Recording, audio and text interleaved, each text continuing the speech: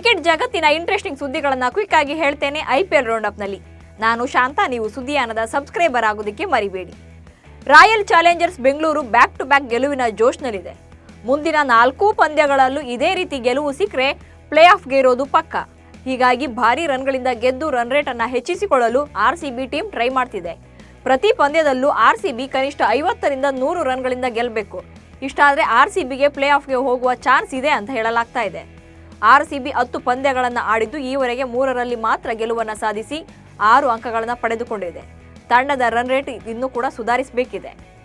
ಚೆನ್ನೈನ Chepauk ಸ್ಟೇಡಿಯಂನಲ್ಲಿ CSK team ಗೆದ್ದಿದ್ದು ಒಂದು ಕಡೆಯಾದರೆ, ಸ್ಟೇಡಿಯಂನಲ್ಲಿ ಮ್ಯಾಜಿಕ್ ಮಾಡಿದ್ದು ಡೇರಿಲ್ ಮಿಚೆಲ್ ಅಂದ್ರೂ ತಪ್ಪಾಗಲ್ಲ. ಡೇರಿಲ್ ಮಿಚೆಲ್ ಅವರು ಎಸ್ಆರ್ಎಚ್ ಟೀಮ್ ವಿರುದ್ಧ ಒಟ್ಟು 5 ಕ್ಯಾಚ್ಗಳನ್ನು ಹಿಡಿದಿದ್ದಾರೆ. ಎಸ್ಆರ್ಎಚ್ನ ಸ್ಟಾರ್ ಬ್ಯಾಟರ್ ಹೆಡ್ ಅವರ ಕ್ಯಾಚ್ ಪಡೆದ ಮಿಚೆಲ್ ನಂತರ ಒಂದಾದ ಮೇಲೆ ಒಂದರಂತೆ ಒಂದೇ ಪಂದ್ಯದಲ್ಲಿ ಒಟ್ಟು 5 ಕ್ಯಾಚ್ಗಳನ್ನು ಪಡೆದು ದಾಖಲೆ ಮಾಡಿದರು. ಮಿಚೆಲ್ ಅವರ ಕೈಯಲ್ಲಿ ಬಾಲ್ ಮ್ಯಾಗ್ನೆಟ್ ಇದೆ ಅಂತ ಈ ಸಂದರ್ಭದಲ್ಲಿ ಕ್ರಿಕೆಟ್ ದಿಗ್ಗಜರು ಹೊಗಳಿದ್ದಾರೆ.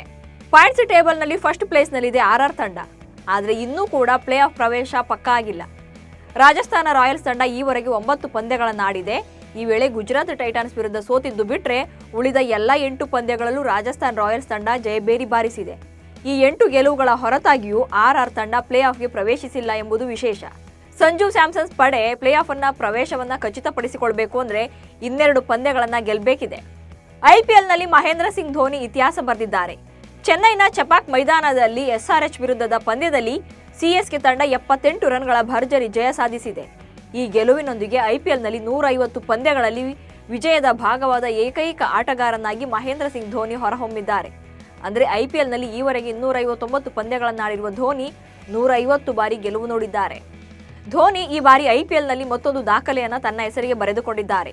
ಈ ಸೀಸನ್ನಲ್ಲಿ ಆಡಿದ ಎಲ್ಲ 7 ಇನ್ನಿಂಗ್ಸ್ಗಳಲ್ಲಿ ಧೋನಿ ನಾಟ್ಔಟ್ ಆಗಿದ್ದಾರೆ. 259 ಸ್ಟ್ರೈಕ್ ರೇಟ್ನಲ್ಲಿ 96 ರನ್ಗಳನ್ನು ಗಳಿಸಿದ್ದಾರೆ. ಇದುವರೆಗೆ ಧೋನಿ 259 ಐಪಿಎಲ್ ಪಂದ್ಯಗಳನ್ನು ಆಡಿದ್ದಾರೆ ಮತ್ತು 94 ಇನ್ನಿಂಗ್ಸ್ಗಳಲ್ಲಿ ನಾಟ್ಔಟ್ ಆಗಿದ್ದಾರೆ.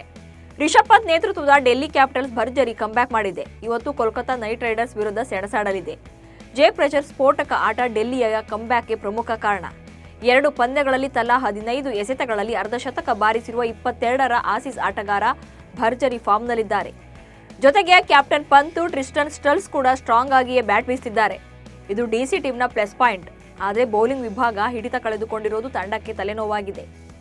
ಆರಂಭಿಕ ಹಂತದಲ್ಲಿ ಸತತ ಸೋಲಿಗೆ ತುತ್ತಾಗಿದ್ದ ಡೆಲ್ಲಿ ಕ್ಯಾಪಿಟಲ್ಸ್ ಇದೀಗ ಬಲಿಷ್ಠ ತಂಡಗಳಿಗೆ ಸೋಲುಣಿಸುವ ಮೂಲಕ ಅಂಕಪಟ್ಟಿಯಲ್ಲಿ ಮೇಲೇರಿದೆ. ಇತ್ತ ಆರಂಭಿಕ ಪಂದ್ಯಗಳಲ್ಲಿ ಸತತವಾಗಿ ಗೆದ್ದು ಪ್ರಶಸ್ತಿ ಗೆಲ್ಲುವ ನೆಚ್ಚಿನ ತಂಡವಾಗಿ ಗುರುತಿಸಿಕೊಂಡಿದ್ದ ಕೆಕೆಆರ್ ಆ ಬಳಿಕ ಸೋಲಿನ ಹಾದಿ ಹಿಡಿದಿದೆ. ಕೆಕೆಆರ್ ತಂಡದಲ್ಲಿ ಸುನಿಲ್ ನರೇನ್ ಬಿಟ್ಟರೆ ಬ್ಯಾಟರ್ಗಳು ಡಲ್ ಆಗಿದ್ದಾರೆ. ಅದರಲ್ಲೂ ತವರಿನಲ್ಲಿ ಬ್ಯಾಕ್ ಟು ಬ್ಯಾಕ್ ಸೋಲು ಕೆಕೆಆರ್ನ ಹತಾಶೆಗೂ ಕೂಡ ಕಾರಣವಾಗಿದೆ. ಇವತ್ತು ಡಿಸಿ ಎದುರು ಸೋಲಿನ ಸರಪಳಿ ಕಳಚಿಕೊಳ್ಳುತ್ತಾ ಅನ್ನೋ ಕುತೂಹಲ ಫ್ಯಾನ್ಸ್ಗೂ ಇದೆ. ರಿಂಕು ಸಿಂಗ್ ತಮ್ಮ ಬದುಕಿನಲ್ಲಿ ಆಗಿರುವ ಕೆಲವು ಘಟನೆಗಳನ್ನು ಸ್ಮರಿಸಿಕೊಂಡಿದ್ದಾರೆ.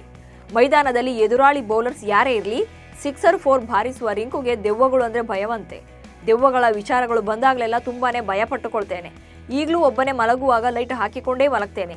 ಕತ್ತಲೆಯಲ್ಲಿ ಯಾವತ್ತೂ ಮಲಗುವುದಿಲ್ಲ ಎಂದಿದ್ದಾರೆ. ಜೊತೆಗೆ ಮಂಗರಿಂದ ದಾಳಿಗೆ ಒಳಗಾಗಿದ್ದೇನೆ. ಅದು 1 ಬಾರಿ ಅಲ್ಲ, ಬರೋಬ್ಬರಿ 6 ಬಾರಿ ಮಂಗಗಳು ಕಚ್ಚಿವೆ ಎಂದು ರಿಂಕು ಸಿಂಗ್ ಹೇಳಿಕೊಂಡಿದ್ದಾರೆ. ಐಪಿಎಲ್ನಲ್ಲಿ ಇಂಡಿಯನ್ ಕ್ರಿಕೆಟರ್ಸ್ ತಮ್ಮ ಎಫರ್ಟ್ ಆಗ್ತಿದ್ರೆ ಅತ್ತ T20 ವಿಶ್ವಕಪ್ ಟೂರ್ನಿಗೆ ಭಾರತ ತಂಡದ ಆಯ್ಕೆ ಪ್ರಕ್ರಿಯೆ ಜೋರಾಗಿ ನಡೆದಿದೆ. ಇದರ ಮಧ್ಯೆ ಟೀಂ ಇಂಡಿಯಾ ನಾಯಕ ರೋಹಿತ್ ಶರ್ಮಾ ಭಾರತ ತಂಡದ ಆಯ್ಕೆ ಸಮಿತಿ ಮುಖ್ಯಸ್ಥ ಅಜಿತ್ ಅಗರ್ಕರ್ ಅವರನ್ನ ಭೇಟಿ ಮಾಡಿದ್ದಾರೆ. ಟೀಂ ಇಂಡಿಯಾ ಅನುಭವಿ ಆಲ್ರೌಂಡರ್ ಹಾರ್ದಿಕ್ ಪಾಂಡ್ಯ ಕುರಿತಂತೆ ಇಬ್ಬರು ಕೂಡ ಚರ್ಚೆ ಮಾಡಿದ್ದಾರೆ ಎನ್ನಲಾಗ್ತಿದೆ. ಒಂದು ವೇಳೆ ಹಾರ್ದಿಕ್ ಪಾಂಡ್ಯ ಫಿಟ್ನೆಸ್ ಸಮಸ್ಯೆ ಇದ್ದರೆ ಆ ಸ್ಥಾನಕ್ಕೆ ಶಿವಮ್ ದುಬೆ ಅಥವಾ ರಿಂಕು ಸಿಂಗ್ ಆಯ್ಕೆಯಾಗುವ ಸಾಧ್ಯತೆ ಇದೆ ಎನ್ನಲಾಗ್ತಾ ಇದೆ. T20 ವಿಶ್ವಕಪ್ ತಂಡಕ್ಕೆ ನ್ಯೂಜಿಲೆಂಡ್ ಟೀಮ್ ಅನ್ನ ಪ್ರಕಟಿಸಿದೆ. ಈ ಬಾರಿ ಐಪಿಎಲ್ನಲ್ಲಿ ಮಿಂಚುತ್ತಾ ಇರೋ ಆಟಗಾರರೆಲ್ಲರೂ ಕೂಡ ಸ್ಥಾನ ಪಡೆದಿದ್ದಾರೆ. ಗುಜರಾತ್ ಟೈಟನ್ಸ್ ತಂಡದಲ್ಲಿರುವ ಕೇನ್ ವಿಲಿಯಮ್ಸನ್ ನ್ಯೂಜಿಲೆಂಡ್ನ ಟೀಮ್ನ ಕ್ಯಾಪ್ಟನ್ ಆಗಿದ್ದಾರೆ. ಸಿಎಸ್ಕೆ ಟೀಮ್ನಲ್ಲಿರುವ Rachin Ravindra, Daryl Mitchell select ಆಗಿದ್ದಾರೆ. ಆರ್ಸಿಬಿ ಟೀಮ್ನ ಲಾಕಿ ಫರ್ಗ್ಯೂಸನ್, ಆರ್ಆರ್ನ ಟ್ರೆಂಟ್ ಬೋಲ್ಟ್, ಎಸ್ಎಲ್ಜಿಯ ಮ್ಯಾಟ್ ಹೆನ್ರಿ ಸ್ಥಾನ ಪಡೆದಿದ್ದಾರೆ. ಕಪ್ಪು ಬಣ್ಣದ ಜೆರ್ಸಿಯಲ್ಲಿ ಕಣಕ್ಕಿಳುವ ಕಿವೀಸ್ ಪಡೆ ಈ ಬಾರಿ ಟಿಫಾನಿ ಬ್ಲೂ ಬಣ್ಣದ ಸಮವಸ್ತ್ರವನ್ನು ಧರಿಸಲಿದೆ. ಈ ಮೂಲಕ ಮತ್ತೊಮ್ಮೆ ರೆಟ್ರೋ ಲುಕ್ ಜೆರ್ಸಿಯಲ್ಲಿ ಕಿವೀಸ್ ಟೀಮ್ ಕಣಕ್ಕಿಳಿಯಲಿದೆ. ಇವಿಷ್ಟು ಇವತ್ತಿನ ಐಪಿಎಲ್ ರೌಂಡ್ ಅಪ್ ಸುದ್ದಿಗಳು. ನಮಸ್ಕಾರ.